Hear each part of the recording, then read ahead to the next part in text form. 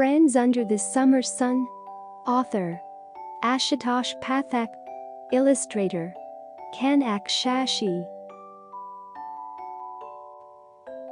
Nimmi peered out of the window and yowled like a cat. Down in the park, her friends were busy playing. She turned to Ma, big saucer-like eyes misting over with tears, and moaned miserably. But Ma wasn't having any of that. "Go see if Momo's clothes have finished drying, Nimmi," she said, cradling Momo to sleep. "No." Nimmi crossed her arms. But Ma smiled and said please. The way she always did, making Nimmi's heart melt. It had only been a month since her brother Momo had come into this world. Poor Ma was working all the time looking after the household, feeding everyone, and tending to Momo. Nimmi had to help her out. After all, she was the big girl of the house now. But still, here she was, trapped in her house while her friends were having fun. And summer was already ending. "But summer is already ending," Nimmi shouted desperately. This made Ma laugh, and even as Nimmi stormed away to check on the washing, Ma called out, "And when you come back, I have another job for you." Nimmi sulked. But as she folded up Momo's clothes, she smiled. Momo was so very tiny and beautiful. Later, Ma carefully placed 12 shiny white eggs into a big bowl and handed it over to Nimmi. They were to be delivered to a neighbor. Why eggs? To whom? Could she go play afterwards? Ma brushed aside Nimmi's questions with a smile and gently nudged her out of the door. Nimmi made her way up, balancing her fragile load. A hand-carved sign on the door read, "Welcome to Aka's Cakes and Bakes." A cake. Nimmi's heart leapfrogged with joy as she rang the bell. But who for? All birthdays were past or too far away, and it wasn't Ma and Pa's anniversary either. Maybe she would ask Aka herself. But the door wasn't opened by a white-haired Grandma Aka, as Nimmi had expected. Instead, there stood a slender tall boy, about as old as her mom. His rich black hair fell down to his shoulders, framing a friendly face. "Hello, I am Shri. You have the 12 eggs?" "12 and heavy," said Nimmi, as she stepped in. "Quick then, bring them in, my cake is burning." With that, Shri spun on his heel and ran into the kitchen. Nimmi placed her heavy bowl onto a table and took her shoes off. She placed her slippers carefully next to a big collection of shoes. Some shoes were men's, made of fine leather, while others were colorful sandals with heels on them. The kitchen was in chaos. Stacks of pans and pots littered the counter. Breadcrumbs, pieces of cake and gooey batter everywhere, and the smell of burnt cake filled the air. "Oh, what a terrible day. Won't you stay back and help me with the cakes?" asked Shri, holding out a baking tray with a black-brown thing that used to be a cake.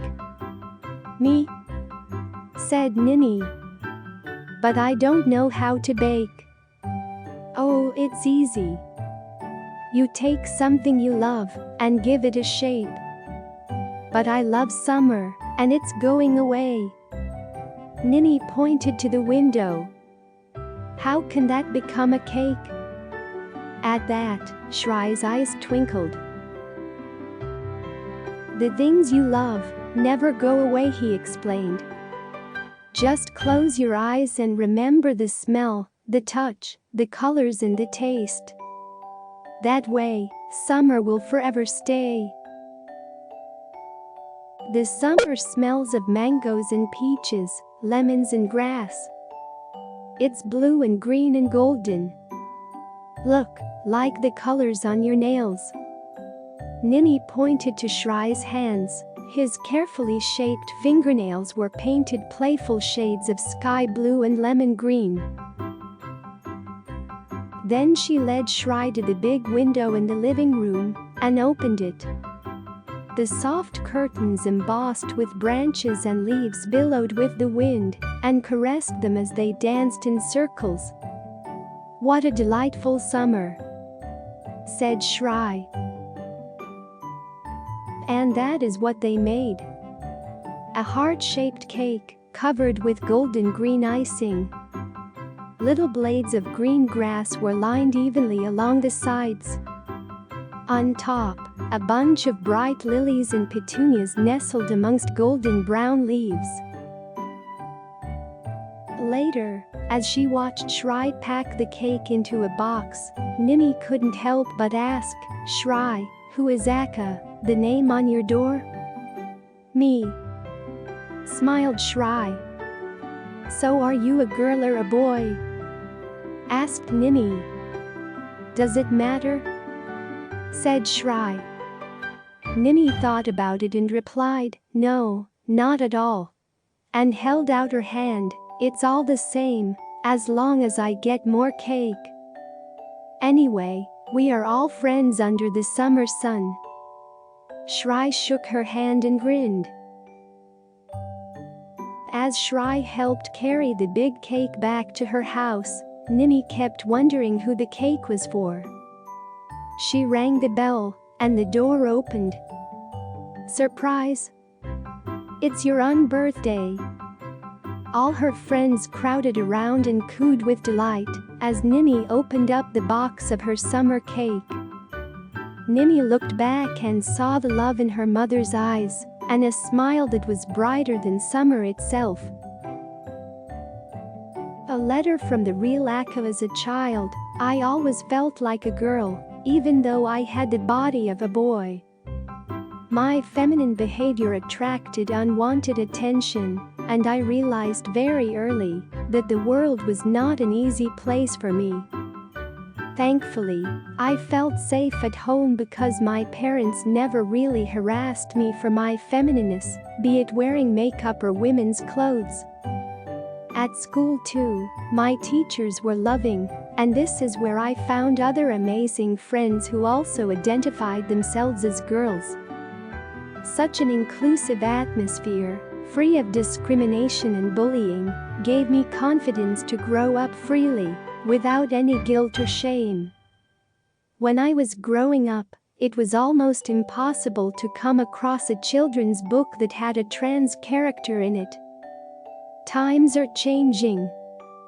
As an artist and filmmaker, I have always tried to bring the world of queer folks into the mainstream through my work. And I'm thrilled to find that this book tries to do the same. The author has sensitively portrayed Akka, the trans character. And her interactions with Nimmi, the little girl, are both playful as well as informative for young readers. Pradipta Ray, Mumbai, 2019. Friends under the summer sun. English, summer is almost over, and Nimmi is stuck running errands for her mother. The latest delivering eggs to Akka, her neighbor. But this dull task may turn out to be a great way to spend the day. This is a level 4 book for children who can read fluently and with confidence. Pratham Books goes digital to weave a whole new chapter in the realm of multilingual children's stories. Knitting together children, authors, illustrators and publishers. Folding in teachers and translators. To create a rich fabric of openly licensed multilingual stories for the children of India and the world. Our unique online platform, Storyweaver, is a playground where children, parents, Teachers and librarians can get creative. Come, start weaving today and help us get a book in every child's hand.